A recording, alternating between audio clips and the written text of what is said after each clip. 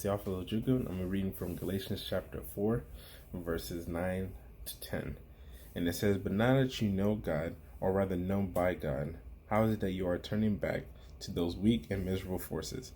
Do you wish to be enslaved by them all over again? You are observing special days and months and seasons and years."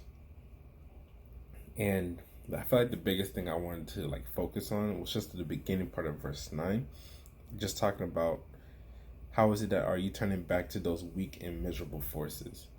I really do think that in this scripture Paul was referencing before you knew God, what were your idols? And it's an interesting question because it's now that I know God, the question is being posed of why am I going back to those idols?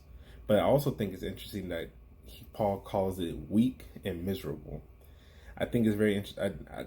I can't begin to think of I can see how the idols in my past were miserable, but it's very interesting. I've never considered them weak.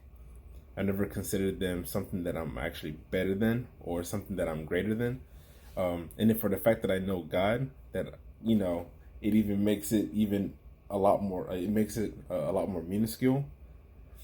I think it's interesting that Paul chose the word weak and miserable, because I guess when we're I guess personally for me, it's when I confront my idols on a daily basis, it seems bigger.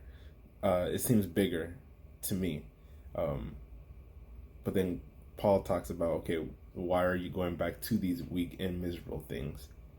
And it's weird because it's before I knew God, God knew me. And then once I got to know God, it's interesting on how I can still from time to time go back to those different idols. And then it goes into verse 10 talking about you're observing special days, months, and seasons and years.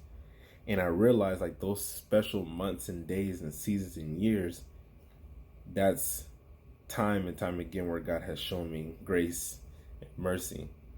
And so I feel the biggest thing that I can take away from this is really learning how to actually look at my idols and honestly begin to look at them as something that cannot affect me, because now that I know God, all is well and all is good.